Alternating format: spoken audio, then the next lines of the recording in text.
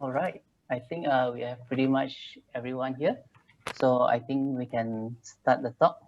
Hi, everyone. Welcome to our first online talk by SBBG. So today we have the pleasure of Chris. So Chris is a professor in the School of Environmental and Geological Science in the University of Nottingham.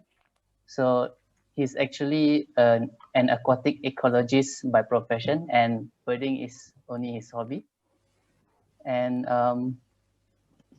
he has lived in Malaysia for 4 years and now see Malaysia as his home now. So without further delaying, I'll pass this to Chris. Over to you, Chris. Okay, thank you. Let me first just check that things are working. Has my screen now maximized for you guys? Not yet. Right, let me just. Yeah, for me. Yep, is that all okay now? And you can all hear me okay? I'm okay. Yeah, We great. can hear you, but I think you haven't clicked on the share button.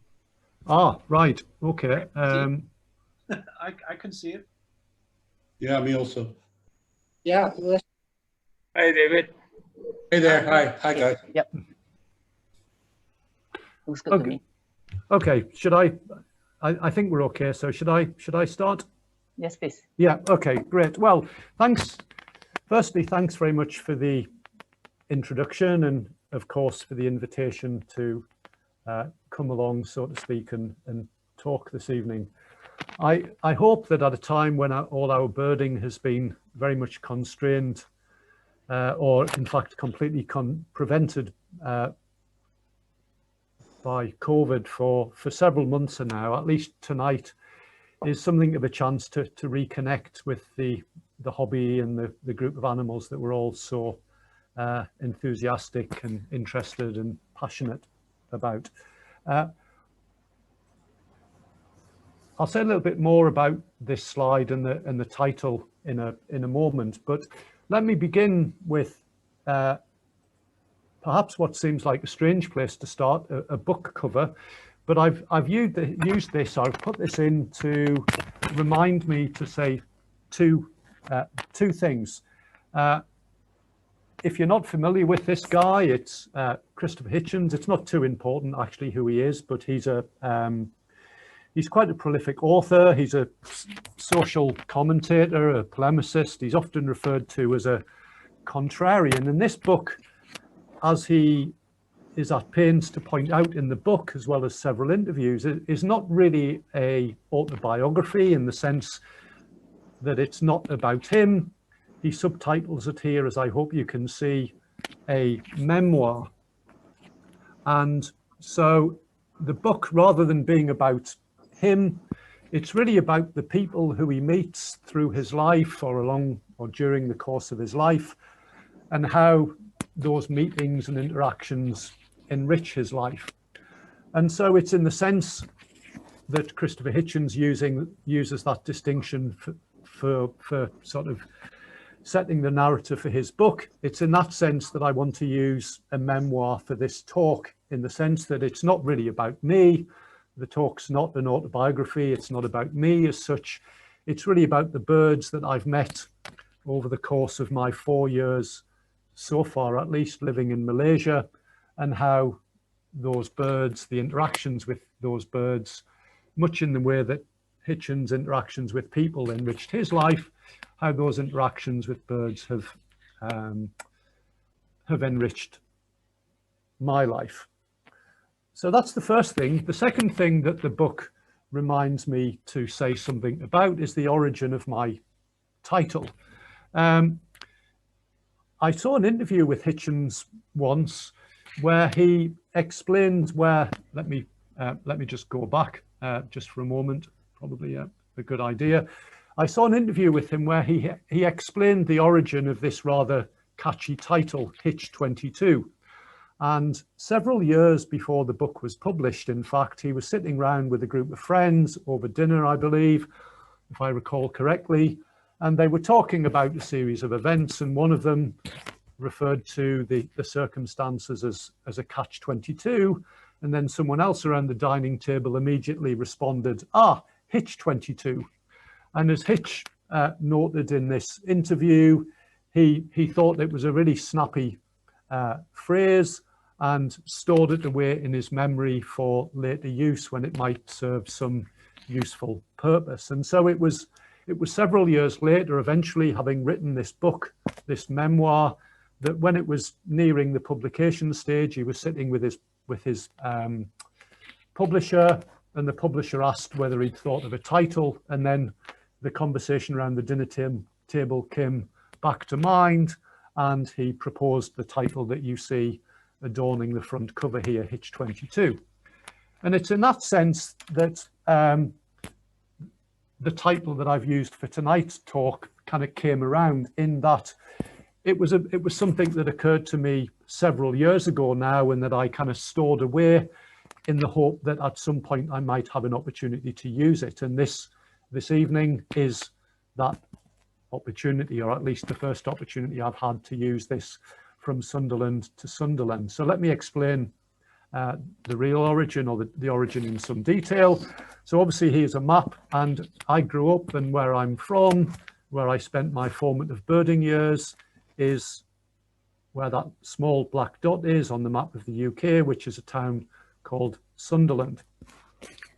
And when I landed in Malaysia, and if I recall correctly, it was 28th of December 2016. There's my baggage trolley in the airport. I deliberately took a photograph of all the belongings that I'd brought with me from home for my move to Malaysia. So that's it, that's everything I brought with me. And I was in the airport just a few minutes after landing and collecting my luggage, and I was waiting around, I think, to get a taxi or to get a grab. And I was sort of reflecting a little bit on where life had brought me, all the way from my hometown, now sitting dark just at some point between Christmas and New Year in KLIA, the airport. And it occurred to me, of course, that I'd made this transition from Sunderland to Sunderland. So that's where, if you're wondering, that's where the title came from. So I kind of stored that away, that idea away, and as I mentioned, it's the title that I've used this evening. Now, at this point, I probably should say, I think it's appropriate that I say that I'm not really an expert. I wouldn't claim to be an expert on Malaysian birds. What you'll very quickly see as I go through the talk is that the talk focuses on quite a narrow subset of birds that it's possible to see in Malaysia. And that focus reflects two interconnected things. The first is that my birding interest is really focused on identification challenges, all things to do with migration and vagrancy, and the excitement and the challenges thrown up by all of those things. Because of this interest, and particularly an interest focused on Western Palearctic vagrants, because of course before coming to Malaysia I'd spent most of my time in Europe looking for vagrants from other parts of the world. Because of that interest, I've found myself focusing my birding in Malaysia on pretty much the same groups of birds that I spent time looking for back home in the UK. Many shorebirds, for instance, very often brown, drab things. And that's obviously partly because that's where my interests lie, but particularly in Malaysia, I'm very mindful, I'm very conscious that that's allowed me to operate or do my birding very much within my comfort zone, because there are lots of birds in Malaysia that I'm very unfamiliar with, but it just so happens quite fortuitously that the things that I'm most interested in are, of course, the things that I'm most familiar with from my birding back home. So most of my birding time in Malaysia has been spent looking for certain groups of birds, and it's those groups that I'm going to focus on this evening. I should also perhaps say at this point that this is not I've not tried to do anything complex in terms of interaction. I have to confess that I'm not too familiar with Zoom, so I've deliberately not tried to set anything up that's really interactive. But of course, I'd encourage people, if at any point they have any questions about any of the slides or the birds, please just interject, stop me as I'm going through, and I'll do my best to answer any questions. So this is just a very quick overview of what I'm going to talk through this evening. I want to say a little bit about my first few weeks and months in Malaysia, the process of settling in, and then I want to talk about the various types of places. I've referred to them here as patches, the various types of places that I've tended to focus all of my work. It's arguable whether one can really have multiple patches, so I've used the term patch here in a very broad, loose sense, and what I'm going to talk about is something that probably is best considered my local patch, the area around where I live, but also I've tended to find second homes at a number of rice paddies and coastal areas that I'll also talk about in that second section. And then I'll spend a little bit of time talking about seabirds, and then penultimately a little bit about migration and migrants, and then spend just a little bit of time at the end thinking about where my birding might take me next. I want to use this slide to try and emphasize a sort of dilemma or a problem that I had on arriving in Malaysia, which was that, of course, in lots of respects, it seems rather odd for someone who's got a passion primarily, or my main birding passion is for gulls. It seems rather odd for someone then to migrate or to move to a country where, to all intents and purposes, there aren't any gulls. Of course, the reason for moving here wasn't really for birding, it was for work. So the fact that there are, to a large degree, no gulls in Malaysia, the fact that it's clothed, or to some degree clothed in forest, and lots of the birds people imagine when they first think about Malaysia are forest birds, which is not really the thing that I enjoy most. And the fact that, at least as my kind of perceptions of Malaysia were concerned, there's no real migration, then it was with considerable kind of trepidation and uncertainty that I started my first kind of footsteps of birding in Malaysia. Back home in the winter months in the UK, I would spend most of my birding time in the harbours and fishing ports looking for gulls. And then the rest of the time, this spot up on the top here is the Eithon Estuary, which was my local patch very close to where I lived, which was a fantastic place for all sorts of migrants, and particularly migrant or passage waders. And so the problem I faced on arriving in Malaysia was that, at least as far as my expectation and understandings were concerned, I wasn't really going to have much of an opportunity to indulge these real passions. But fortunately, as you'll see, I hope, as the talk progresses, my concerns were largely unfounded. So I arrived, I think, as I mentioned a little bit earlier, I arrived on, if memory serves correct, the 28th of December, certainly at some point between Christmas and New Year at the end of 2016. And I didn't need to start work for another couple of weeks after that, so I hired a car and decided just to go exploring. I was quite literally doing this blind. I had no gen, I had no information. I thought it was quite exciting just to go out, just to look on a map, look at Google Earth, and try and find myself some places that might support some of the birds that I was interested in. So I spent some time looking around Port Dickson because it had harbours and marinas. I thought, oh great, I'm going to find lots of gulls there. I'll have a look down to Port Dickson. And similarly, I looked along the North Selangor coast and went exploring there really rather blindly, with any real sense at all of where any good spots might be. So I spent the first couple of weeks settling in, and I guess I saw some nice birds, but of course, in the grand scheme of things, all rather common birds like this collared kingfisher. And I recall I have a distinct memory at the end of that first weekend of just pausing by my car, ready to turn around and drive home at the end of another long day in the field, feeling kind of distinctly underwhelmed by my immediate impressions and experiences. As I say, I'd seen some birds, but the birds I was seeing were not really the things that I was interested in.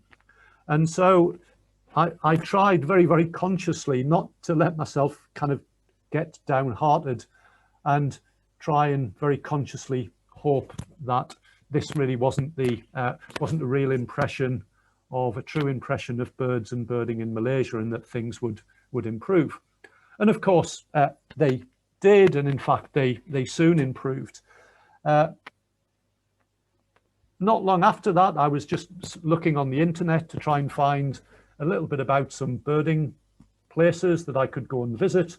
And thanks to the M&S raptor count information on the web, I came across Port Dickson as a place that might be worth visiting. So a little more than a couple of months after my arrival, towards the end of February, I think, I started to take myself down to Port Dickson, and found myself on my own, standing at the lighthouse on Tanjung Tuan, and to my great relief started to see lots and lots of nice, as you can see here, oriental honey buzzards coming in. And this was a fantastic birding spectacle for me. It was the sort of thing that I really enjoyed. I'd spent lots of my birding time in the past at various raptor migration points in the Bosphorus and in Georgia, and so discovering that there was something like this in relative terms on my doorstep really was something that allowed me to settle into the birding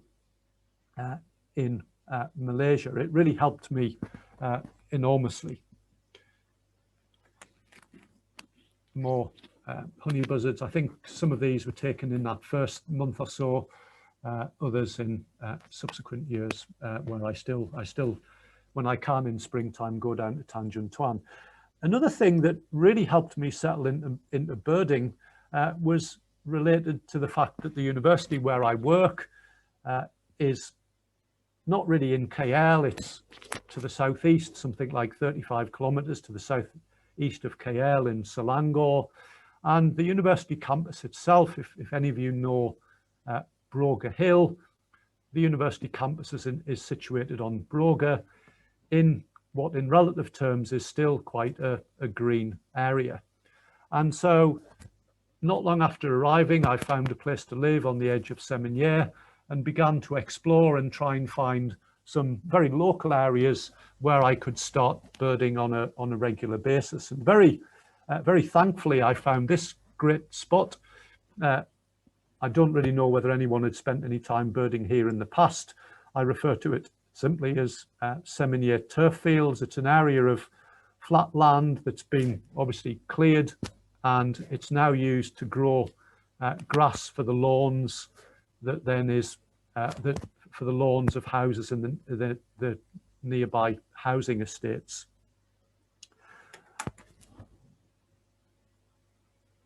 It's a very nice place. It's a very nice place for lots of birds. Of course, common, widespread, but nonetheless beautiful and photogenic birds like bee-eaters here. But much more in my line. I was very relieved, very happy, very satisfied to discover that there are lots of brown birds around as well as beautiful bright things.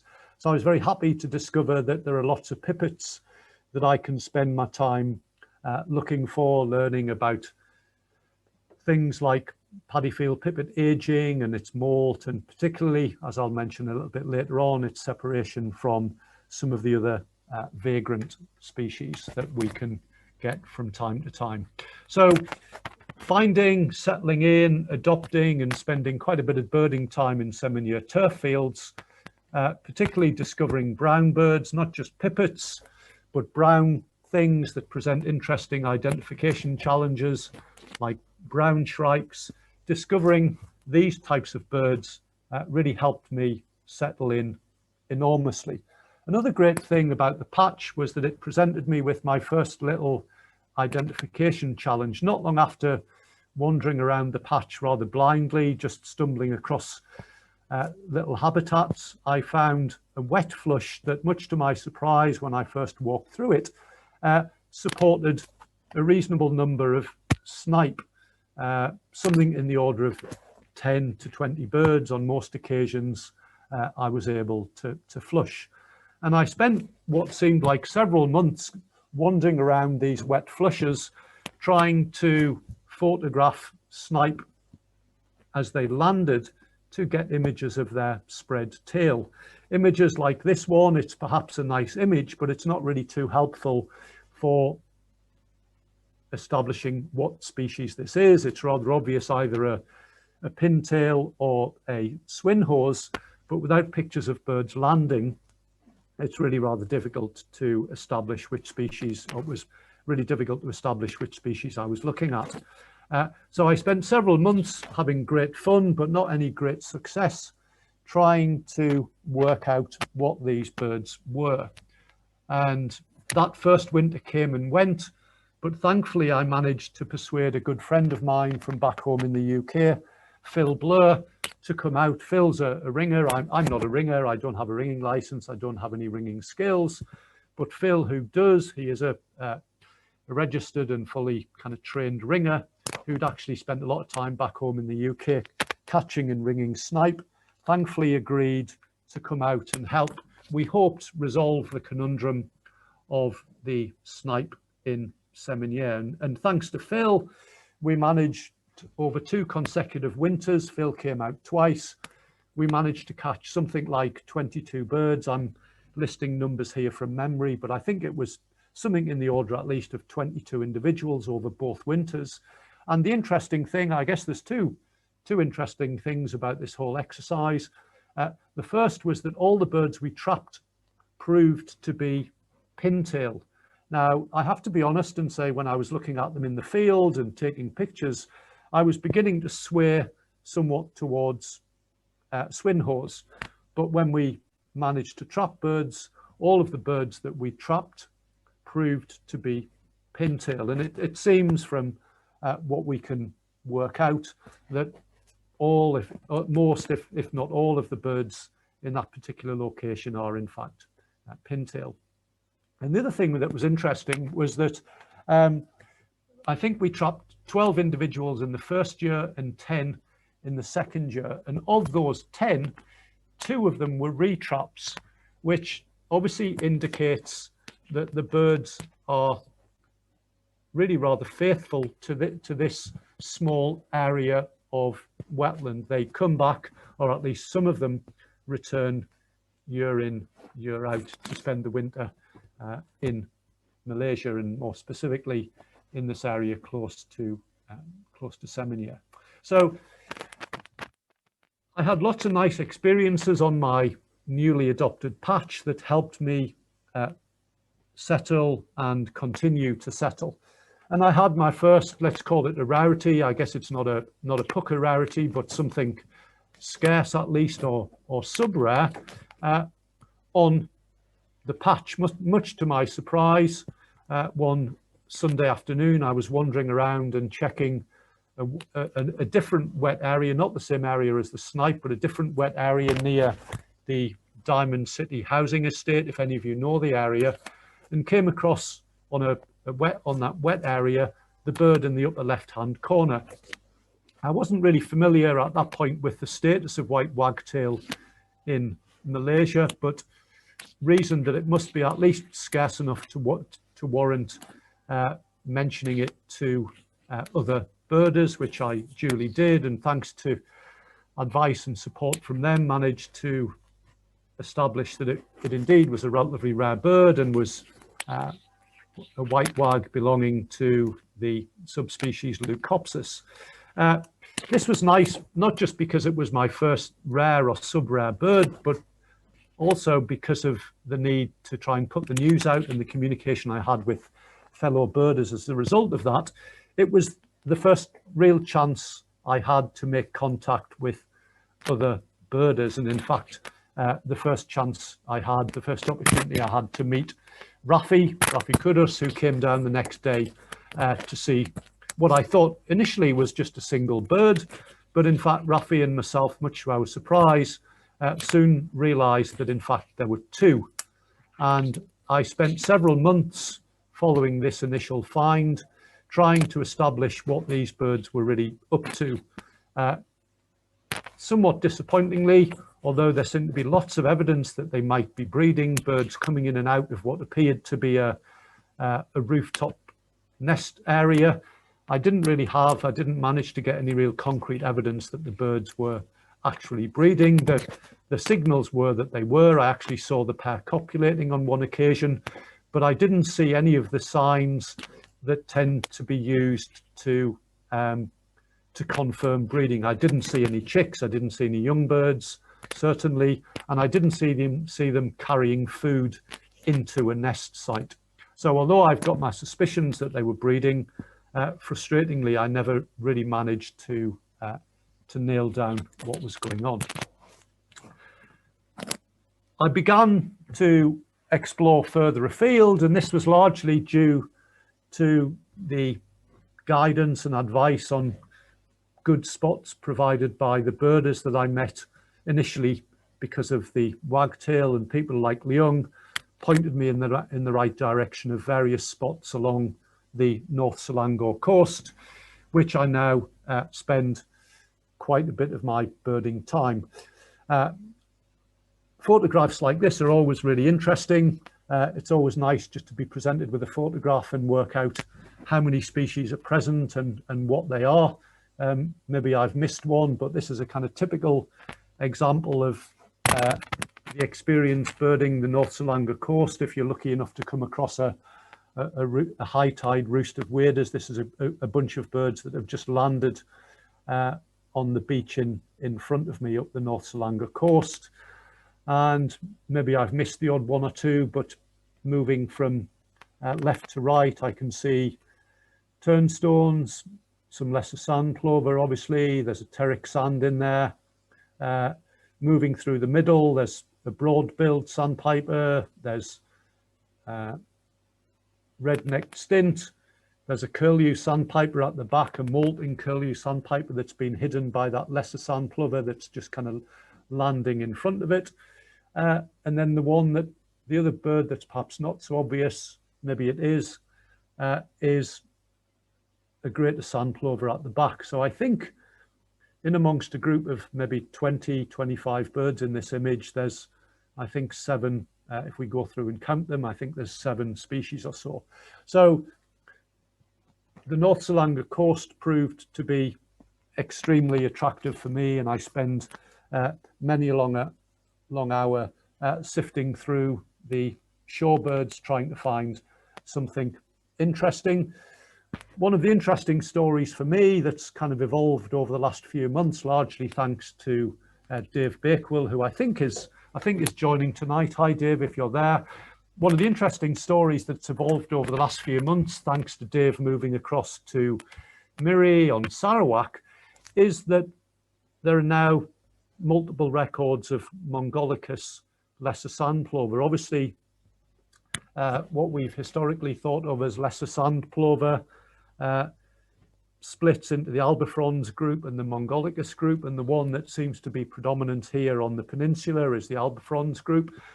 And I'd spent, as I'm sure many other people have, and Dave certainly spent many a long hour, many an interesting hour, sifting through all of the lesser sand plovers, hoping to find a Mongolicus amongst the albifrons, but without any success.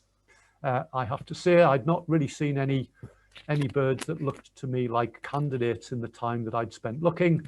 And then, great credit to him, Dave moves across to Sarawak and begins to see, I think I'm right in saying not large numbers, but at least birds in significant enough numbers to give us hope that we might eventually, with continued effort checking through lessers on the peninsula, give us enough hope to think that we might find one.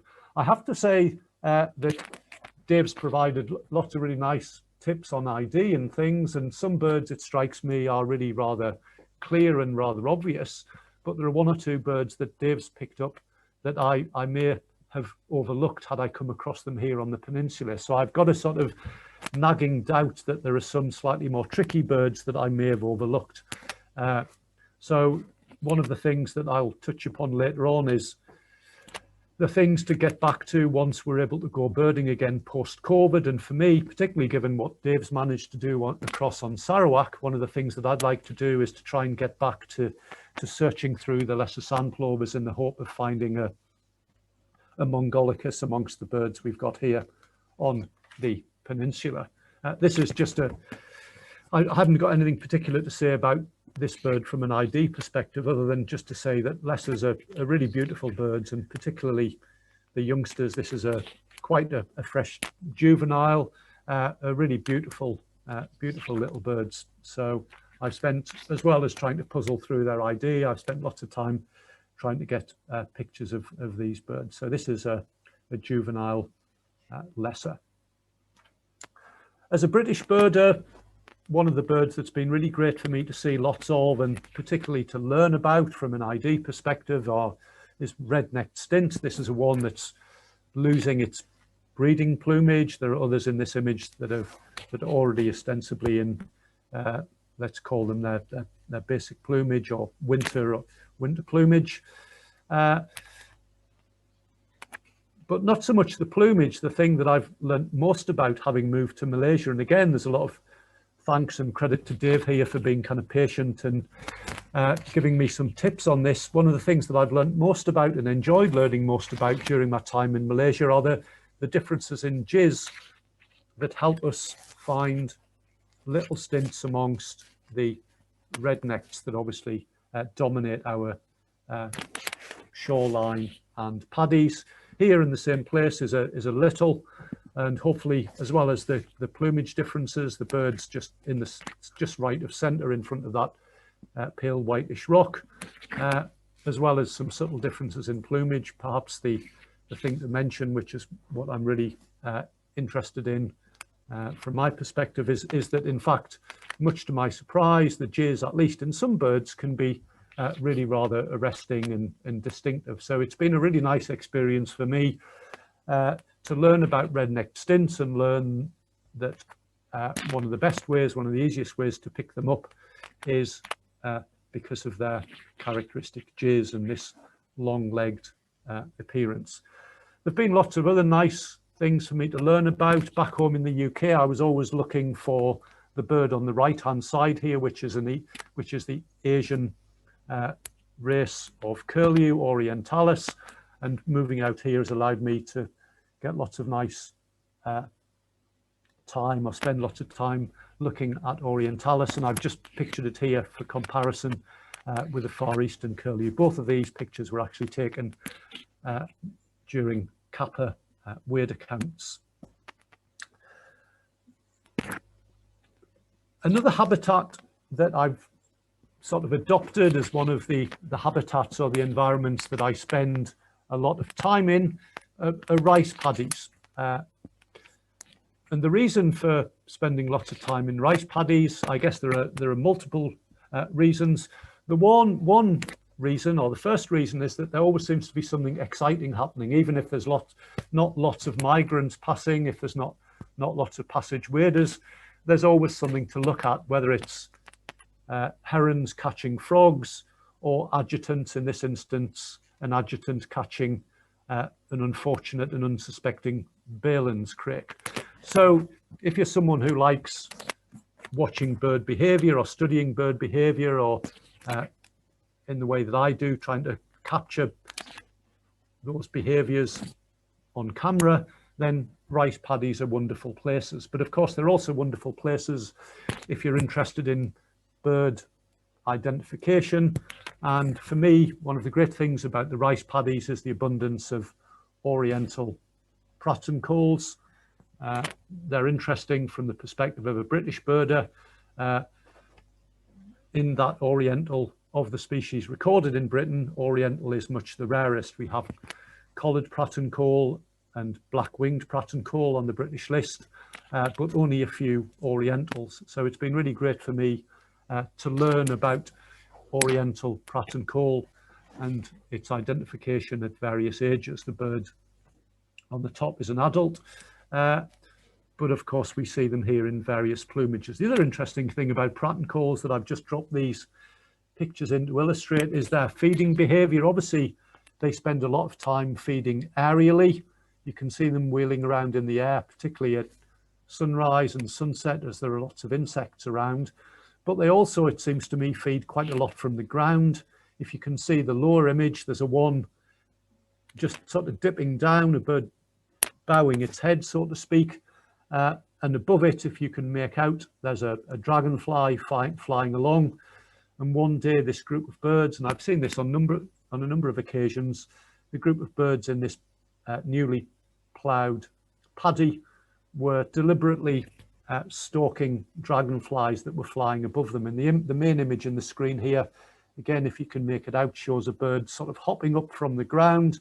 So it's not catching insects in flight, but it's hopping up from the ground and catching dragonflies that are flying just a few tens of centimeters above it.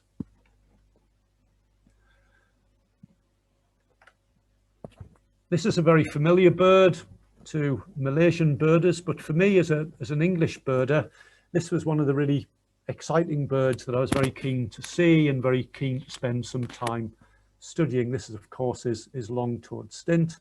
And to give you an idea of kind of scale or magnitude, whilst it's quite a common bird here, if memory serves correctly, I think there's just been one record of this species in the UK. The juvenile at Teesside in the northeast of England at some point in the early 1980s. There may have been another record, but there's certainly only been one or two in the UK. So in terms of my UK and Western Palearctic birding perspective, this is a really rare and interesting bird that I was really keen to learn about following my move out here to Malaysia, and of course was very thankful that thanks to trips to the paddies, I've been lucky enough to see lots and lots of individuals, and certainly now I'm a lot more familiar with this species than I was when I first moved to Malaysia. The paddies are great for herons and egrets and obviously shorebirds, but they're also great for pipits. And again, it's been really great for me to see reasonable numbers of red-throated pipit. Although this is taken in winter, it's still a bird in that's sporting much of its breeding plumage. The paddies are also really good, at least at certain times of the year, for Asian red-rumped swallows. And again, from a British birder's perspective, this is a really interesting taxon, this Eastern or Asian subspecies of red-rumped swallow. It's distinctly different to the birds we have in Europe. It's slightly more streaked below and it's got a different nape pattern. So again, as with many of the other birds, it's been really great for me to discover that it's possible to get really good views of large numbers of these birds on the paddies, and I've spent lots of great afternoons trying to get photographs of Asian red-rumped swallow. I put these two pictures up here just to show the difference between adult on the left and young birds. The young birds are distinctly brown, especially on the cap. They lack the lovely blue tone of the adults, and they're much less rufous, much less red around the ear coverts, and they tend to be much less well marked underneath. This is another young bird. It's sitting on the track at Sungai Rambai, which is one of the two paddy areas that I tend to go to quite regularly. And again, you can see hopefully here the fact that it largely lacks strong blue tones. Another great thing about the paddies, which has proved really attractive and interesting and a great source of entertainment and amusement for myself, and certainly great opportunity for learning, has been the fact that the paddies are also very good for wintering raptors. So several of the trips, particularly in the winter just gone, have been more particularly to look for raptors than for passage shorebirds. This is black-eared kite, and before coming to Malaysia, I'd had a few trips to Central Asia, where I'd mostly encountered actually hybrids between this bird, which is lineatus, and our European red kite, Milvus migrans, or depending on how you view the taxonomy of these things, they're either different species or subspecies of the same taxon. Whichever way, it doesn't really matter. The point is that these birds across to the east are lineatus. They're distinctly different from European red kite, but prior to moving to Malaysia, as well as of course seeing lots of black kites rather in Europe, I'd encountered lots of what we assume to be intergrades in Central Asia, in places like Azerbaijan and in Mongolia. And so it's been really great to come across here and see what I assume are pure birds. There are a number of ways that you can tell lineatus from European black kite, and also help separate them from assumed intergrades between the two, intergrades of the type that I've seen a few of in the past at least. And one of the better ways is the colour of the cere and the feet. And hopefully, as you can see with this bird, indicating that it's a lineatus, is that the legs and feet have a very strong, the legs and feet and the cere have very strong grey tones. There are some structural differences as well, but without birds side by side, it's rather difficult to see those structural differences. But at least here you can see the cere and the feet, both of which are very grey, strongly grey toned on this bird, which is typical of lineatus. I can't remember when now. I can't remember whether it was the winter just gone, or in fact the winter before that. Several of the rice paddies held relatively large numbers of eagles. This is a spotted eagle in Sungai Belang that seemed to be very predictably present on one particular post and provided lots of nice photo opportunities for lots of birders.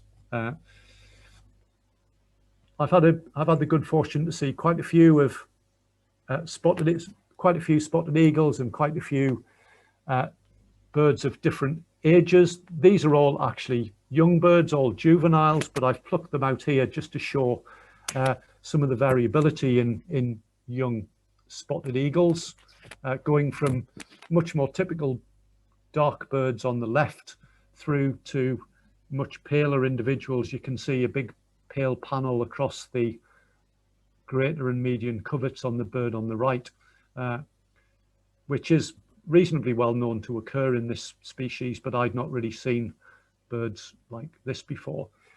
The paddies have also been really good for these two species, or at least some of the paddies have been really good. On the left, we've got a juvenile steppe eagle, and on the right, a juvenile eastern imperial eagle. And obviously there are quite clear differences in the underwing pattern. The big pale band across all the underwing coverts of the steppe, and then obviously very striated, very streaked coverts and upper breast and belly on the eastern imperial. It was also nice to appreciate or see at least that there were several individual eastern imperials. I initially took there just to be a single wintering bird, but over the period of a few consecutive weekends, when I went up and was able to spend some time getting photographs and looking at those photographs, I realized that in fact I'd been seeing different individuals. Hopefully you can see here, if you look at the axillaries on these two birds, the one on the left has very plain, largely unmarked axillaries. The one on the right, much more strongly marked axillaries. Each feather's got a very distinct dark border around it. The one on the left doesn't, and the right-hand bird is distinctly darker and more and has a more contrasting light and pale pattern on the breast. So it was nice to realize that I wasn't just seeing the same bird, the same eastern imperial, but actually seeing different individuals. One of the things that having a chance to look at these birds kind of caused me to do was to do a bit more reading up and remind myself of some of the best ways to separate the birds that I was seeing. And just to illustrate one thing that I found particularly useful this winter for separating these birds was the size of their feet. And this is particularly for separation of adult or near adult spotted and steppe eagles, which can be quite similar. They're both largely dark eagles. A very easy way to separate the two is using the size of the feet. So oddly enough, both steppe eagles and indeed imperials, which are the two birds you can see on the left, have both got really small feet. So hopefully you can see on those images that the two birds on the left, the upper one's a steppe, the lower is an eastern imperial. They've both got really small feet compared to the spotted eagle that you can see on the right. It's probably not a feature that's that important when it comes to juvenile birds because there are very strong plumage clues that give them away. But particularly when it comes to adult or subadult steppe versus spotted eagles, the size of the feet can be a really quite useful clue for helping to ID the birds. So as I've sort of tried to paint a picture, there's been lots of nice reasons why I've spent lots of time and have found myself particularly drawn to rice paddies, whether it's looking at and trying to photograph pratincoles or trying to learn a bit more about large raptors and particularly eagles. But perhaps the thing that's been most exciting is, of course, the possibility of finding some unusual birds. And so lots of my time on the paddies has been spent just kind of patrolling around. This is a picture of me, or rather my camera in the car, just patrolling around, checking paddy field after paddy field in the hope of finding something interesting. And of course, it's rather obvious that if you spend enough time out in the field, you're likely eventually to bump into something good or interesting. Sometimes we can go a long time between finding something interesting. Other times we have something of a purple patch and it seems like we're finding something interesting every time we go into the field. And I've been fortunate in my time on the paddies to bump into a few interesting birds, although I didn't always appreciate how interesting they were in the moment that I found them. Perhaps the most significant is little wimbrel or little curlew that I found at Sungai Balang, I think on only my second visit there. And in fact, when I found it, I didn't quite realize that it was as rare as it was. And it was only after sending out images and news to friends that the news came back that it really was a significant find. I think the second for Malaysia. A couple of winters ago, I was fortunate enough to find this little bird, a real beauty. This is, of course, little or small pratincole that appeared early one morning as I was patrolling around Sungai Balang. This is the same individual, just preening and in flight, showing off its beautifully distinctive upper wing pattern. Another bird that I stumbled across, I think in October, certainly at Sungai Balang, was the upper left-hand bird, which is pectoral sandpiper. And the interesting thing that connects both this pectoral sandpiper and the previous bird, the little pratincole, is that I suspect they are returning individuals. When I discovered the peck and put the news out, I subsequently heard from other birders that in fact a peck had been seen in the same place a couple of winters previously, and indeed this winter a peck has been found in the same place. So it seems like that Sungai Rambai has a not necessarily every year, but a peck that comes back every few years, or maybe it comes back every year and we only discover it every few years. But the peck, and also it seems the little pratincole, were returning birds, again a little bit like the peck. After I found the pratincole and put the news out, I heard from birders that in fact a few years prior to that, the little pratt and call had been found pretty much in exactly the same spot, frequenting the same little dry track. So it seems likely that it was the same individual. But nonetheless, for me, a really nice bird to stumble across. Another rather lucky and fortuitous find was the bird on the bottom right here. This is an oriental plover, although at the time it's a bird that almost got away. I just arrived at the paddies and was more or less just setting up my gear, waiting for it to get light. The camera wasn't set. I was just busy unpacking the camera and starting the process of setting it up when a group of birds, Pacific golden plover, came up from the paddies, and I just noticed that there was something different amongst them. So I rattled off photographs. The camera settings weren't right, and initially all the photographs seemed really too dark to make much sense of, but thanks to help from Dave and one or two others, Dave Bakewell and one or two others, I managed to kind of retrieve enough detail, or we, should I say, managed to retrieve enough detail from one of the images to provide enough support to identify this bird as an oriental plover.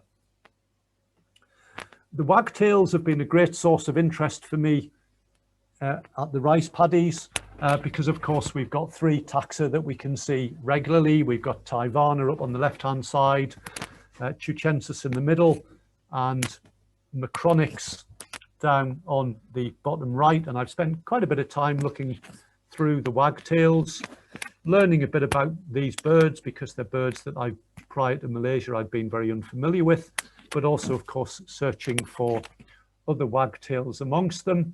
And one of the things that's always been on my mind has been citrine wagtail. And one morning at Sungai Balang, I came across this bird, which I'm still not really 100% about, but my inclination is to kind of lean towards not positively identifying it as a citrine, although at the time, and certainly on the basis of this particular pair of images, it looks rather good. And I saw the bird, thought in the field that it looked rather good, and sent the images to friends, and their views were kind of generally rather positive and supportive of ID as a citrine. But later that afternoon, other birders came to see it and were kind enough to forward on me some of the images that they've got that showed some slightly disturbing features that seem at odds with a pure citrine, features that are not really visible in these images, but different images taken in the afternoon show that it had a rather sort of lemon yellow, certainly greeny yellow tinge quite strongly on the mantle, but more worryingly also on the rump. And those colours kind of hint at the possibility that this may not be a pure citrine. I have to confess that I'm still not entirely sure, but I'm disinclined to nail my colours to the mast positively and claim it as a pure citrine when it's got clearly a yellowy tone to a part of its plumage, particularly the rump, that ought ideally to be pure grey. So it's an interesting bird, although a bird that I'm still not entirely sure about. Having said that, its face pattern looks really rather good, and it's got an all dark bill, which again matches citrine. So it's just these tricky aspects of the presence of yellow in various places that give me cause for concern.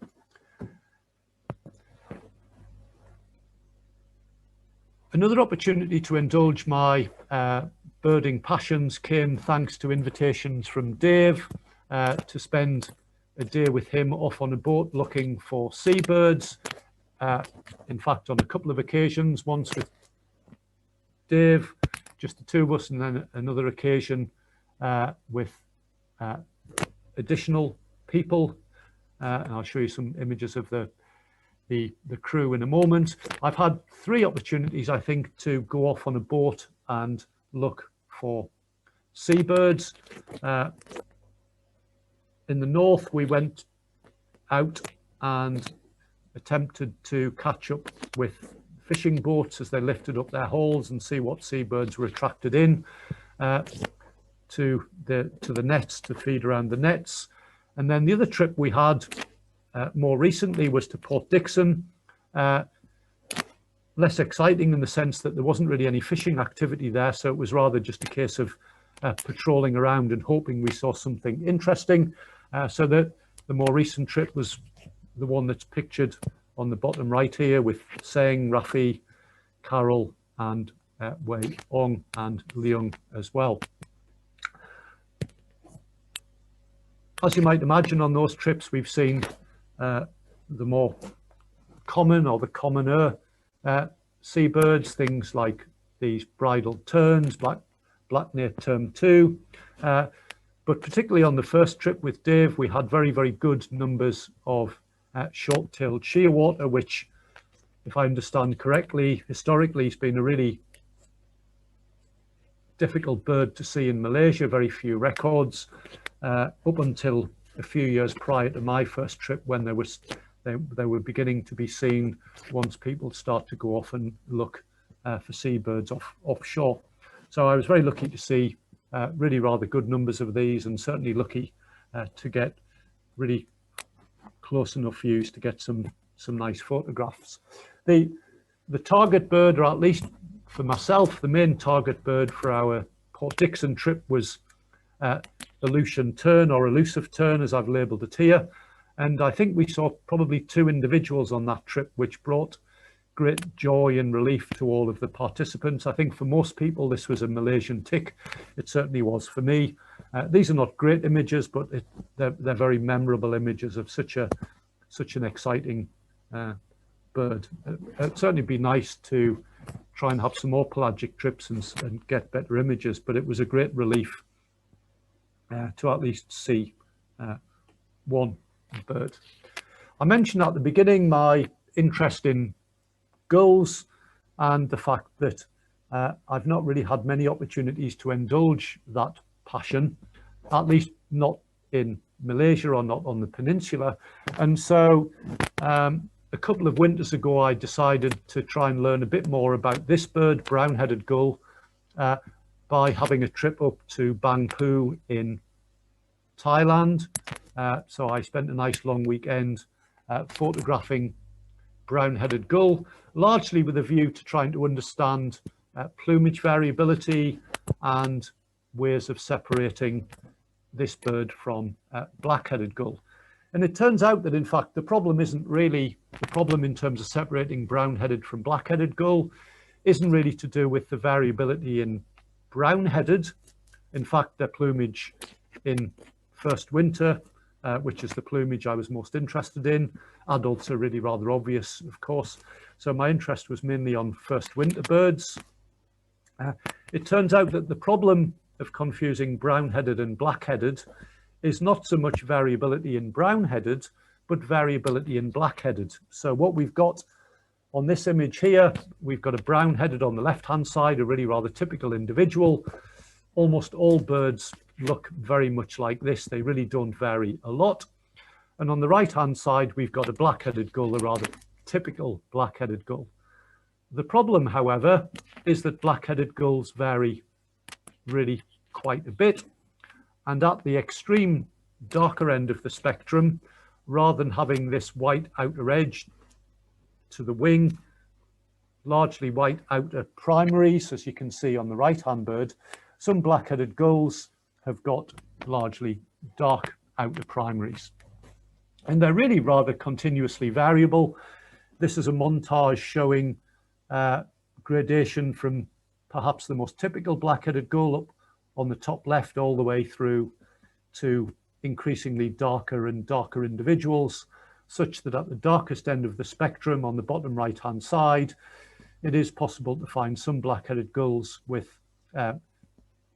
effectively no black in the tip of their outer primaries, which of course has normally been used as the best criterion for separating black-headed from brown-headed, but it seems like it's not the safest way to separate the two, because at least some black-headed can overlap in terms of the pattern on the towards the tip or the distal portion of the outer few primaries. There are some better ways, thankfully, to separate them that require rather detailed photographs, but at least for me, it's been an interesting learning exercise. Ironically, not to learn about variability in brown-headed gull, which was what I thought I was going to learn about, but in fact to learn about a bird that I'm much more familiar with, at least from the perspective of being an English birder, growing up in a country where this is our default small gull. Ironically enough, it turns out that I've learned lots more about that very common British bird in the time that I've lived in Malaysia than I did during my time living and looking at them in the UK. I've also had the chance to spend time looking for seabirds a little bit further afield, and I've had trips down to Jakarta and then Christmas Island, if you can just about make out Christmas Island on this inset map. I think it's something like 300 kilometers to the south of Java in the ocean. I've had trips to Jakarta and to Christmas Island, not to look at the bird in this image, which is obviously a tropic bird, but to look at the birds that spend a lot of their time chasing tropic birds. I've been really interested, or developed an interest in frigate birds, and particularly interest in learning how to age and identify frigate birds. And so the trips to Christmas Island and Jakarta were really a chance for me to learn or get up to speed in terms of frigate identification. So I've just dropped on images here of adult females of the 3 species that we get in Southeast Asia. So on the upper left hand side, we've got an adult female great frigate bird. On the upper right, we've got an adult female Christmas Island, and on the bottom we've got an adult female lesser frigate bird. And hopefully you can see from these images the key identification features which concern the hood and the shape of the white belly patch, or more particularly how far down the belly the white patch on the chest extends. So on the great on the upper left, you can see most particularly, or most importantly, its chin and throat are paler than the rest of the head. It's not quite got a white chin, but the chin is paler than the rest of the head, so it looks a little bit more white-throated, and it's the rear edge of its belly patch is concave in the sense that the black eats into the white, so the white is concave, and the belly around the feet is, the lower belly and certainly by the feet, is black, and it doesn't really have any extensive white spurs on the underwing. Whereas if you look at the other two, both of them have got more significant extensions of the white belly onto the underwing. They've got white spurs. They've both also got dark chins, which means that essentially the head is all dark. But notice that on the Christmas Island, the upper right bird, the white extends all the way down the belly as far as the feet, whereas on the lesser, the pattern on the belly is similar to that of the great. So the difference between the lesser and the great is really that the lesser's got this stronger, more triangular spur on the underwing, and it's got an all dark hood as opposed to a white chin.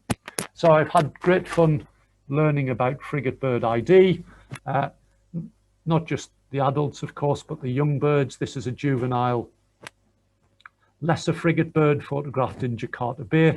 It's not so easy to really appreciate that it's a lesser from this image, but it's much more obvious when you put it side by side with a Christmas Island. Sorry, I'm moving backwards and forwards.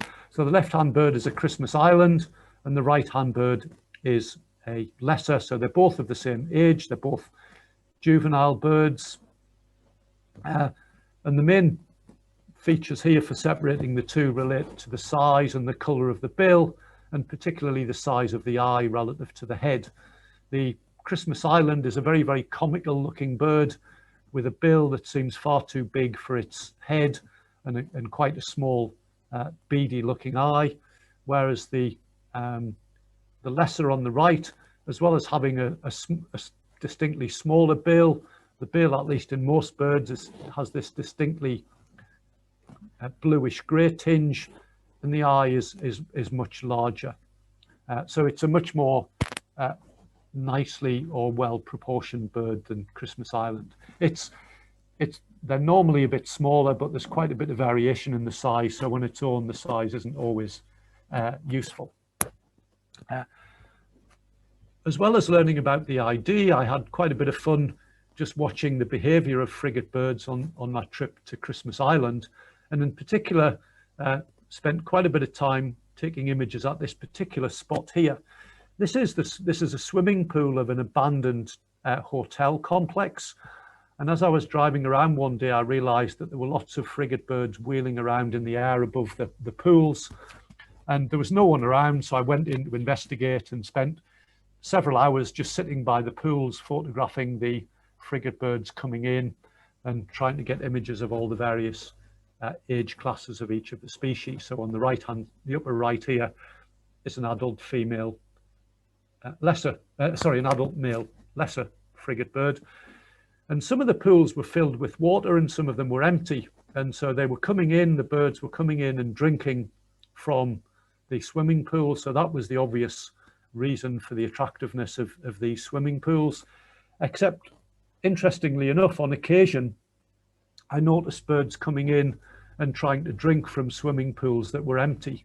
So this is an adult male great frigate bird, an old dark bird with just a slight hint of some brown in the auxiliaries. So a nice adult male greater that came in and tried to take water or take a drink of water from a swimming pool that was actually completely empty.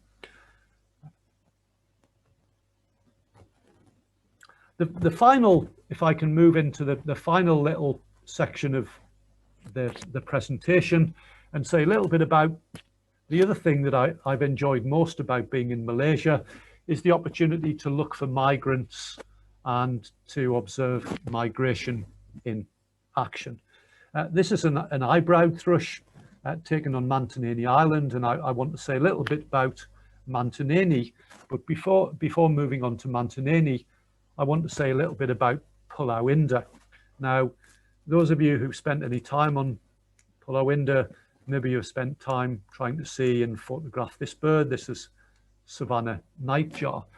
But my initial reason for going here was actually related to the snipe and the snipe that we'd been seeing in Seminyer.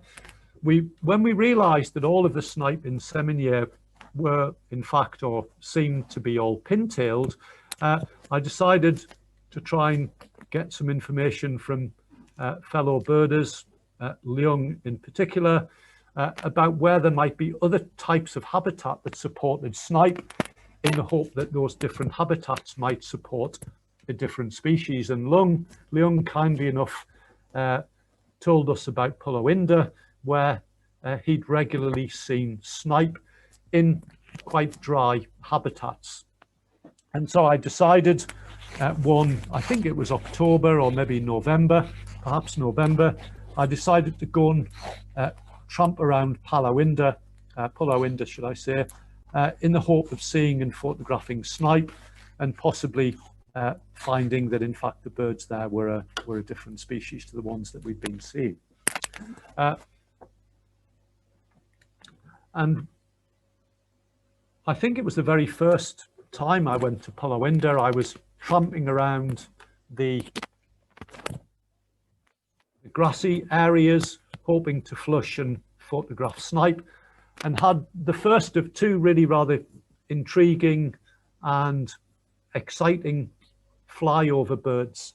The first was this one. I was walking around looking for snipe, and I was carrying my camera. I was all set up for photographing snipe, and my eyes were drawn to a bird sort of flying towards me in the air, quite some distance away. And I realized that there was something odd about the bird. It was quite large, and my initial thoughts were actually that it was a skylark. And so I kind of hurriedly put down my camera, picked up my binoculars, only to see that, oh gosh, no, it's not a skylark. It's just a pipit. I realized that it had a long tail, and I sort of kicked myself for thinking that I'd seen for at least momentarily, was fooled into thinking that I might be onto a skylark. So this bird, I put my camera down, got it in my binoculars, and when I realised that, oh gosh, it's not a skylark, it's just a pipit, just a paddyfield pipit, I kind of kicked myself for being fooled and picked up my camera and wandered off looking for snipe, and didn't really think too much more about it until a little while later. I came across a pipit on the ground that I managed to get some photographs of that looked to all the world like a Richard's pipit. Unfortunately, I didn't manage to hear the bird on the ground call, but the photographs were good enough to lead me to think that it indeed was a Richard's pipit. And of course, the penny then dropped that the bird I'd seen earlier in the day that initially struck me as being large for the normal pipit I see, which of course is paddyfield, and which then fooled me into thinking that I might be onto a skylark. That bird was almost certainly the Richard's pipit. So it seemed like I'd had a Richard's pipit at Palawinda, or I strongly suspected, should I say, although I didn't have any calls, I didn't hear any calls, or I didn't manage to get any, certainly, sonograms of the birds. But nonetheless, I strongly suspected that they were there was a Richard's pipit there. And thankfully, Dave Bakewell was in the area. He was in KL for some reason, and he managed to go within 1 or 2 days, and not only confirm that, in fact, yep, there was a Richard's pipit there, but I think Dave saw something like 4 or 5 birds. And it seems now that we've got a regular small wintering group of Richard's pipits at Palawinda. These are some photographs that I took a year or so later when I was able to get some pictures of birds in flight, and in fact get some sound recordings of them as they flew around. So my first kind of interesting flyover concerned Richard's pipit, and the second interesting flyover concerned a starling. I think, again, it was really early on in my time spent on Palawinda. It was perhaps only my 3rd or 4th visit.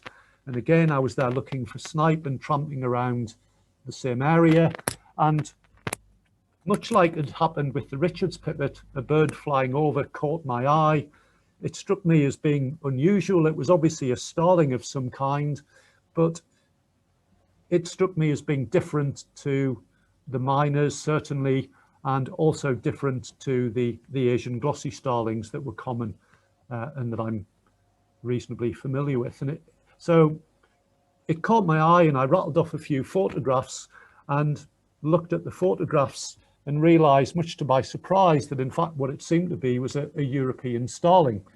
But I was out across on the open fields. It was rather difficult making much sense of the very small images on the back of my screen. So I spent a little while longer looking for snipe, gave up, and eventually went back to the car and had a good chance to look at the images in the shade provided by the car, and realized indeed that the bird was a European starling. So I sort of put the news out, but fully expected that the bird was long gone. I spent a few more hours looking around, not really with any great hope that I might find it, because it seemed to have flown over and gone.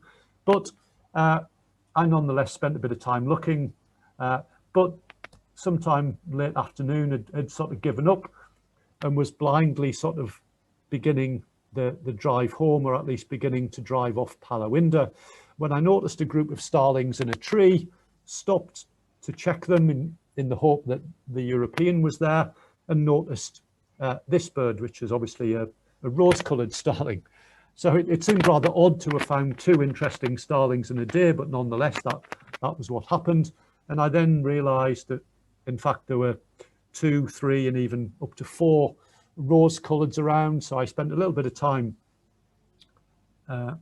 taking some photographs, because rose-coloureds are obviously quite an interesting bird in themselves, even though not European, not as important or significant as European. But thankfully, and much to my surprise, the European starling soon appeared in the very same tree. and quite possibly a number of you listening in this evening went down to see this bird. It stayed around quite a few weeks, and at least as far as I understand, was seen and photographed by quite a few people. So the European starling, although oddly it's a very familiar bird to me, and on a sort of personal level, it wasn't a hugely exciting bird. It obviously is really quite an interesting and significant bird from a Malaysian perspective. So something that was obviously rather nice to find. Finally, just to say a little bit about another really exciting place for migrants and migration, Mantanani Island, where I visited now, I think 3 times. The first time actually to study frigate birds, which is when this photograph was taken. But subsequently, I've had 2 really wonderful late autumn trips across there with the people that you can see on this image on the bottom, moving from sort of left to right.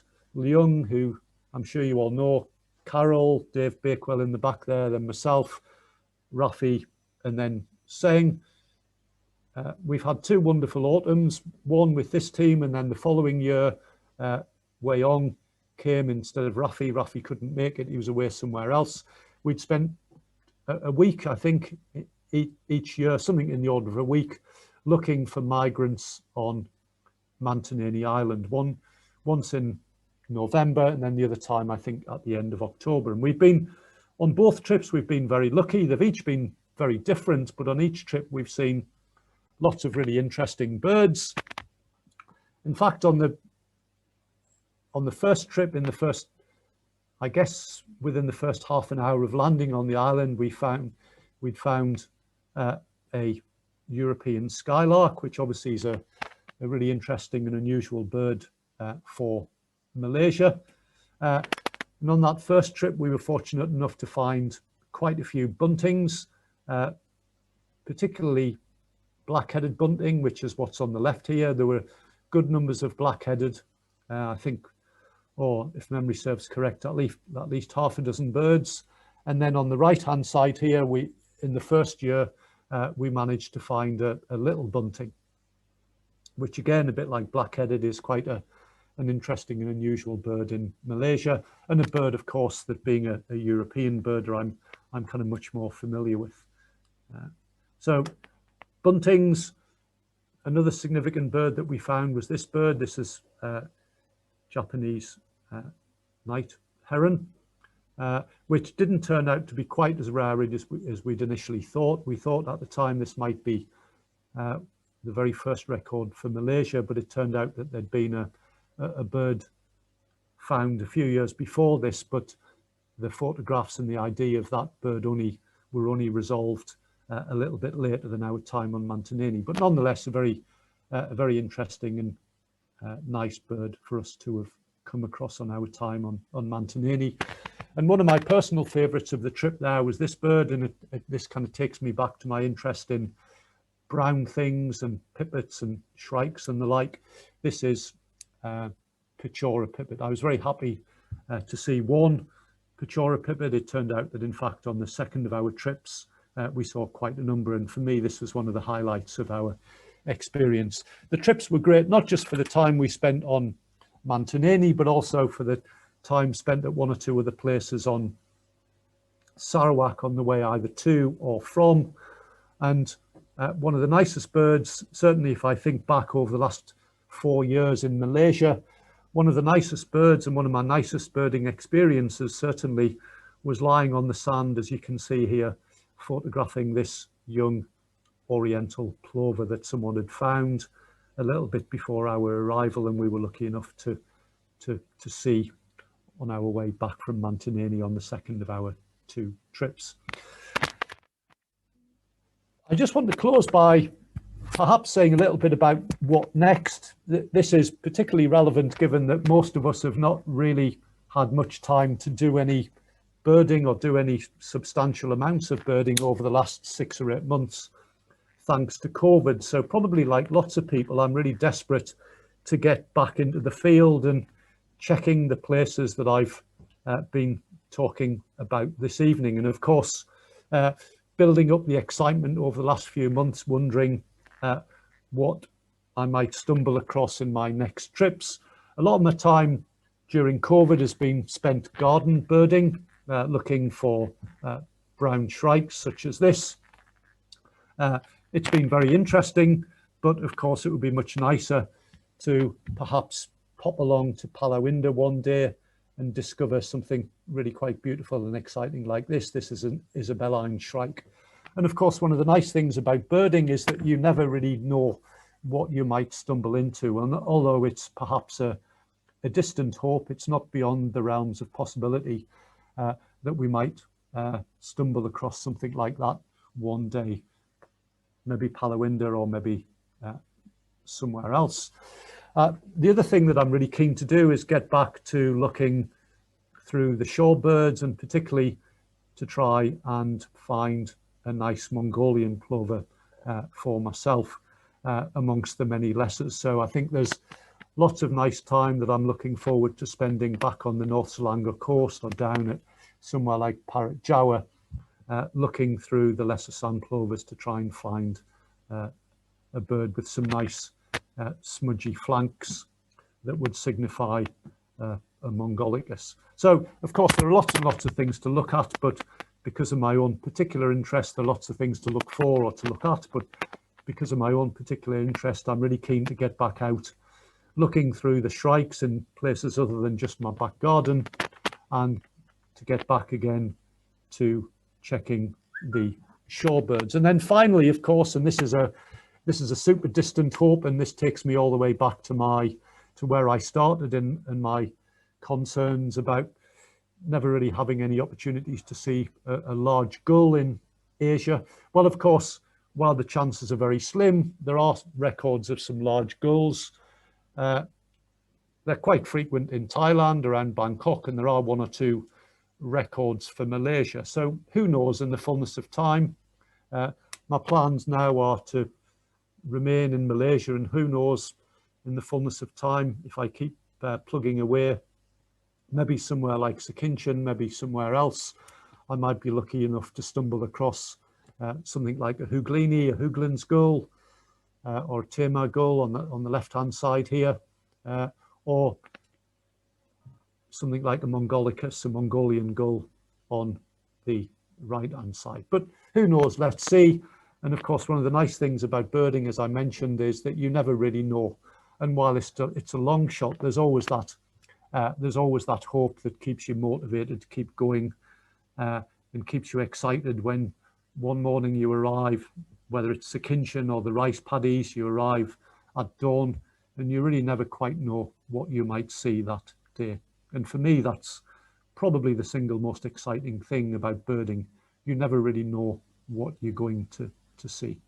So I just want to end, I'm mindful of the time, I just want to end by saying, I hope you've found what I've had to say kind of interesting, as I said right at the beginning, bearing in mind that not many of us have had a chance to get out birding over the last few months. I hope at least that looking at some slides and pictures have reminded us about how interesting and engaging birds are, and how interesting our hobby is. And I'd just finally like to thank the people who've been great in not only making me feel so welcome in Malaysia, but helping me a lot in terms of pointing me in the right direction of sites, and helping me to learn lots and lots about the birds, and particularly bird ID here in Malaysia. So thanks to Carol, to Dave, to Leung, to Rafi and Seng for what they've taught me, and for the time we've had together in the field at various places. So thanks very much, and then I'll leave things there, and I guess open up to see whether anyone has any questions or any kind of observations, or perhaps even some corrections to any of the images if I've incorrectly identified any of the birds this evening. Yep. Okay. Thank you very much, Chris, for the very detailed presentation. The floor is open now, so if you have any questions, you can just unmute yourself. But as we are quite late, we will be limiting the number of questions we will take. So, yep, please go ahead.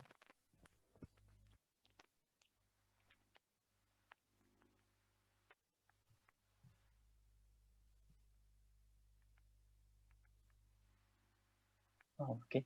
Since there is time, let me start with one question. So, Chris, do you see any changes in the birding scene across Asia in the past 3 years here in this region? It's hard to say. 3 years is quite a short period over which perhaps to expect any changes, but nonetheless, I kind of do get a sense that there is some change. And of course, that change is facilitated by the internet and information and so on. And it does seem like, much in the same way things are changing in Europe, there are more and more people attracted to birding as a hobby, more and more people attracted particularly to bird photography as a hobby, and people who were attracted to bird photography who were very nicely interested in seeing birds and seeing photographs, but not necessarily interested in bird identification. So it seems like much as I think is happening back in Europe, there are nicely increasing numbers of people taking up birding as a hobby, but also enjoying birding in very different ways. For me, one of the nicest things about birding is that there are lots of different ways to enjoy your birding. You can go twitching, you can be interested in seeing rare things, you might be interested just in finding rare things, you might be interested in identification, you might be just interested in taking photographs and are not too interested in identification. And there are all those possibilities, and really the nice thing, as I say, is people can find their own particular niche and enjoy birding in their own particular way. It does strike me that, as I think seems to be happening in Europe, there are more and more people into birding who are not particularly interested in identification, which of course is fine, but they're more particularly interested in bird photography. So I would say that if there are any changes that I can see, it's firstly that there seems to be more and more people posting bird information or photographs on the internet, and more people who are particularly interested in photographs and of course certainly take really, really nice and interesting photographs. All right, thank you. So, anyone else? You can also type your questions into the chat box, and I will help to read it out.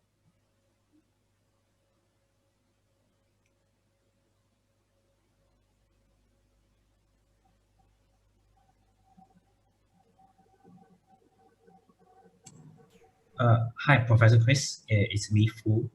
I'd like to ask, so far on your birding adventures on Malaysia, do you find the birds you see so far more healthier?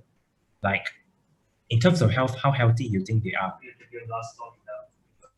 Oh, I don't know that I can really answer that question, to be perfectly honest. I mean, it'd be very difficult from just kind of field observations to assess the health or the fitness of birds. I think you'd have to do something a bit more scientific. I think, as Brian said in the introduction, I'm not really involved in birds in any sort of professional capacity.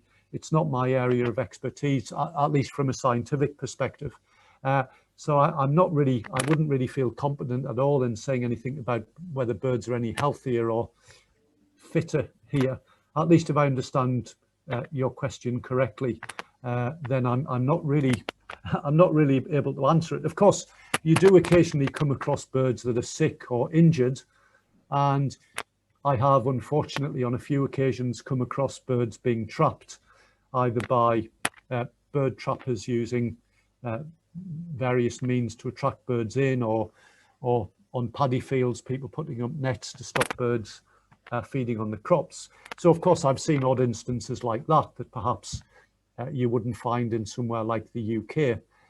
But in terms of general bird health and fitness, I don't really feel that I can say anything useful. It may be that kind of someone else in the audience who does work on birds professionally, who's an avian ecologist, might be able to say something a bit more illuminating than me, or a bit more insightful than me.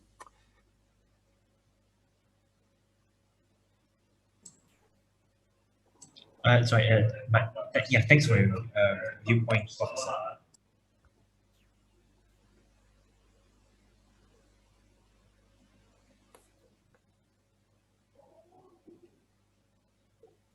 Sorry, I was on mute. So there's a question from Darren that asks, do you have any tips for beginner birders? Oh, well, yeah. I mean, we've all been a beginner birder. You know, by definition, we all had to start somewhere, and probably we all kind of started in different ways for different reasons. But I think that the thing that you hear lots and lots of people say, and certainly the thing that I agree with, is to try and walk first rather than run. Of course, it's very tempting to jump straight into chasing after rare birds or things like that. But I think the most helpful thing long term is to get to know your local birds first and spend time kind of studying them, both in terms of their behavior, their jizz, their structure, as well, of course, as their plumage. Because if it turns out that you are interested in seeing unusual things, the best way to find unusual things is to be familiar first and foremost with the common birds in your particular area. So I would say for beginners, firstly, to spend a bit of time learning common birds. And the sort of related tip is that there's no quick fix to that. You can't instantly know things. You have to put in a bit of time and effort. But like with all things, that time and effort is rewarded. So I would say spend some time reading up. You'll remember things a lot better if you discover them for yourself through reading or studying than just simply taking a picture of a bird and posting it on the internet and asking someone else to identify it for you. So I would say start slowly, start with your local birds and try and identify them yourself. Try and puzzle through the identification yourself by going to the books and reading up. And I think that way you'll start to learn things and things will stick in your mind. And a discussion I've had with many friends over the years, and of course this is always a tricky one because not everyone feels skilled enough to do this, but the other thing I would say, the third thing, is to try and sketch birds, because in order to sketch a bird you've got to look at it, at least in order to sketch it with a reasonable level of accuracy you need to look at it. So the simple process of sketching forces you to look at a bird, and of course in order to identify it correctly, logically you need to look at it closely. So I would say those three things: learn your local birds, try and puzzle through the identification yourself rather than simply asking someone else, because that way things will stick in your mind, and then also make notes and, if at all possible, sketches, because again that will help you remember things, and also it will kind of force you to study things closely. So they would be my, I guess, three top things, three most obvious things. All right, thank you, Chris, for the great tips. There's a question from Pui Hun. What is your favorite patch and which patch would you recommend for beginners? Oh, well, I mean, the first of those, what's my favorite? I don't know. I think if I would have to choose the places that I spend most of my time in three areas here in Malaysia. One is around my patch around Semenyih, on the rice paddies, and then along the coast. Probably of the three, the rice paddies is my favorite.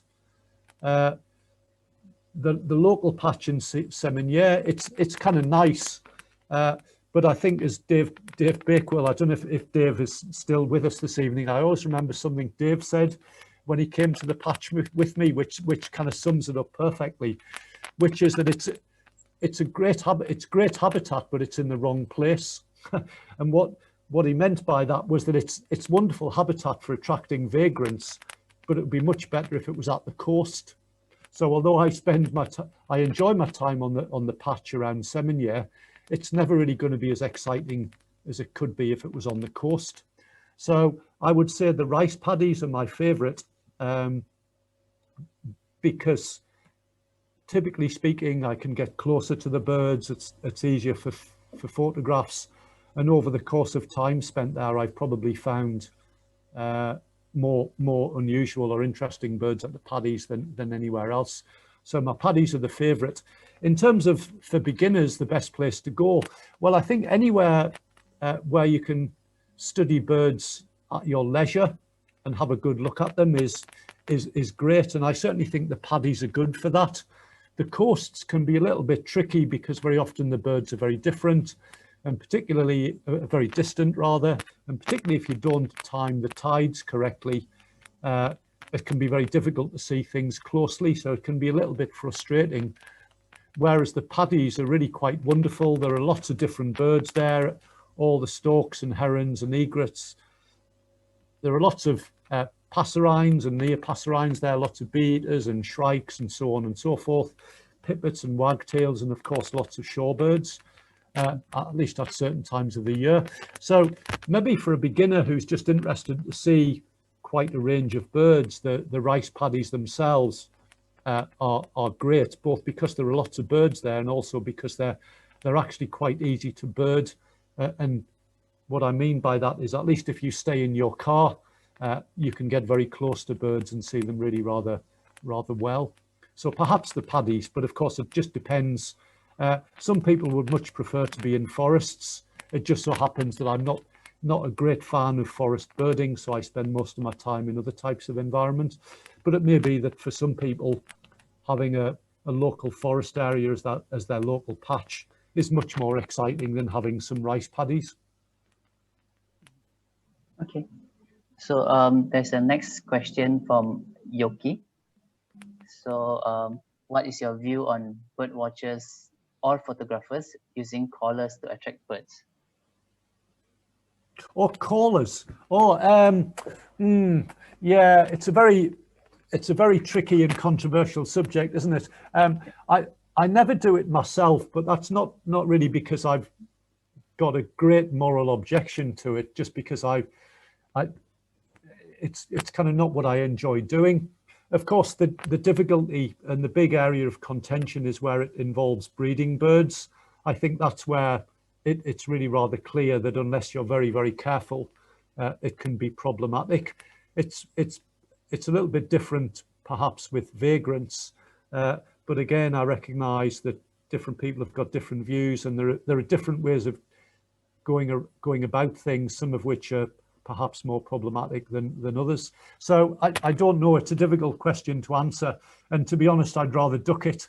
I don't want to say anything. I don't know an awful lot, to be honest, and I don't really know enough about the ways in which people use, bird calls and attractors to bring birds in to really say anything too useful or constructive. So I think my simple answer would be one that kind of ducks the question a little bit. And I think I would say you have to be very careful, and obviously the particular sensitivities concern breeding birds and disturbance to breeding birds.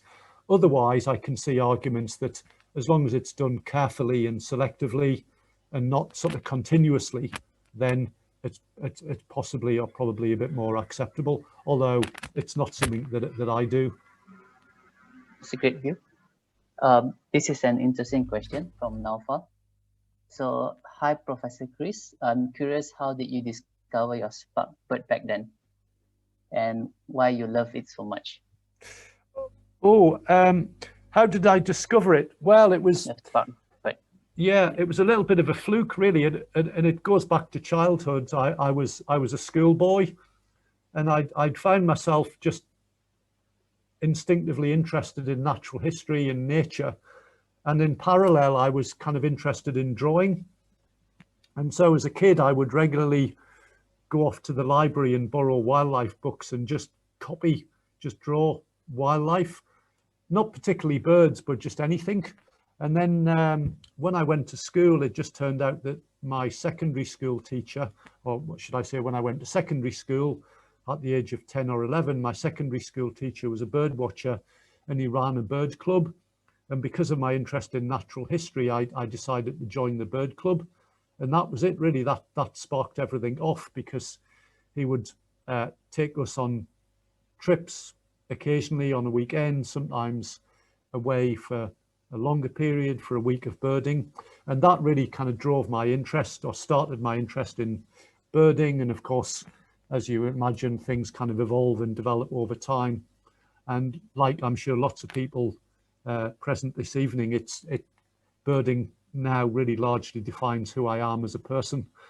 You know, if I meet someone new and I'm asked to kind of say who I am in terms of what really represents the driving motivation in my life, rather than saying anything to do with my job or my profession, I would say, you know, I'm Chris, I'm a birder, rather than Chris, I'm a ecologist or freshwater ecologist or an academic or whatever.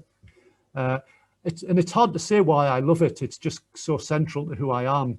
It's hard to separate myself from birding and look at it objectively. But of course, I love the excitement of finding rare things, and I love, as I've tried to explain, the excitement of going out for a day in the field, not quite knowing what I'm going to see, but knowing that I could see anything, and that's what's really exciting for me, and particularly in somewhere like Malaysia, when compared to the UK, of course there are quite a few birders here now, but not everyone's necessarily off checking the rice paddies for rarities or checking the coast for the waders. So there's always good chances of finding something here.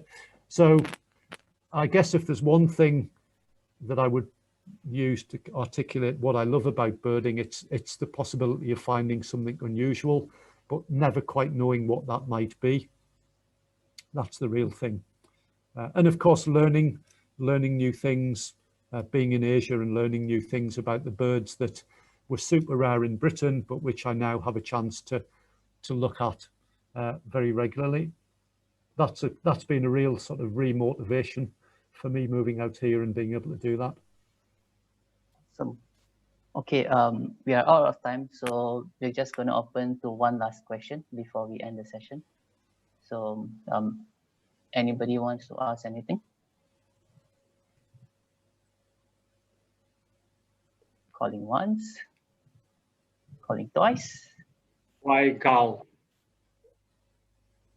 Why Gal, Chris? Oh, why? Oh, gosh. Not well, girl, yeah? Gal. Yeah.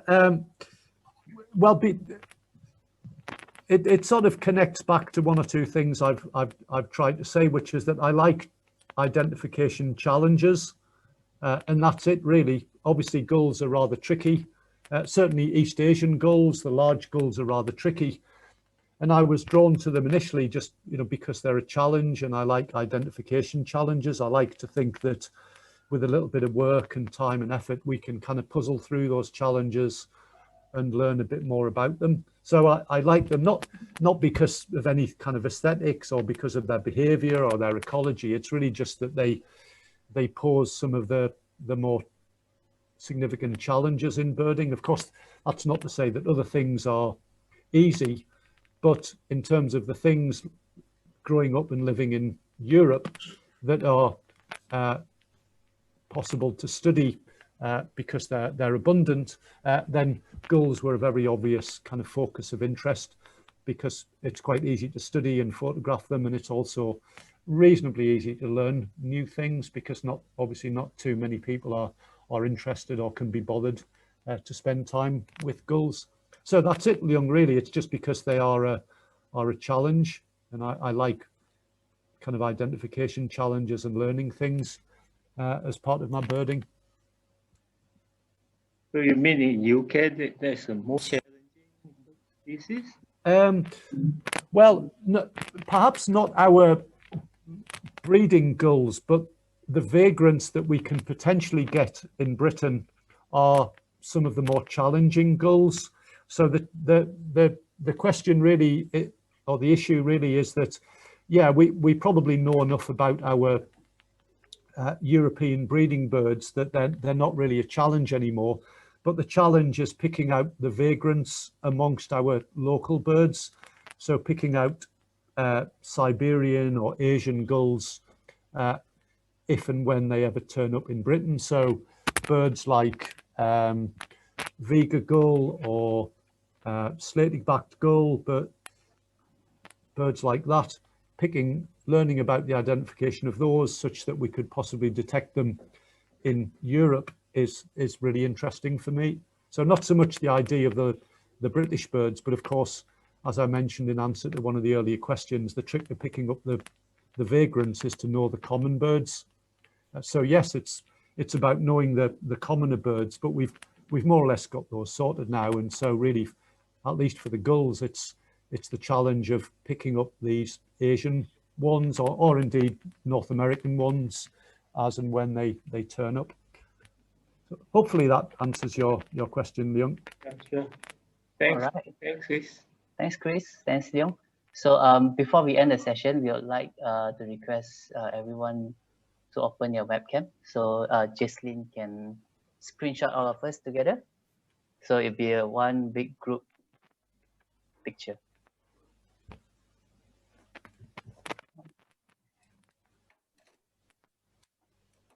All right.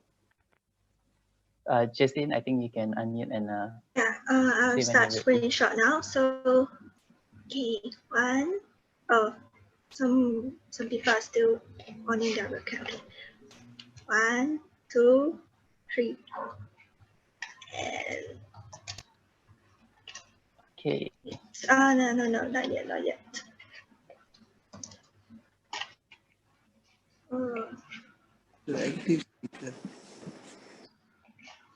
And one second. Yeah, okay. Yeah. Hello? Okay. Yeah, that's all. All right. Okay. Thank you, everyone, and thank you, Chris, for sharing his experience in Malaysia. So we'll look forward to the next talk. So stay tuned to our Facebook page, and yep, we'll let you know. Thank you, and have a good day. Thanks a lot. Thanks, everyone. Thanks, Thanks. Thanks, Chris. Thank you. Bye now. Bye, Chris. Thank you, Chris. Bye. Thank you. Bye bye.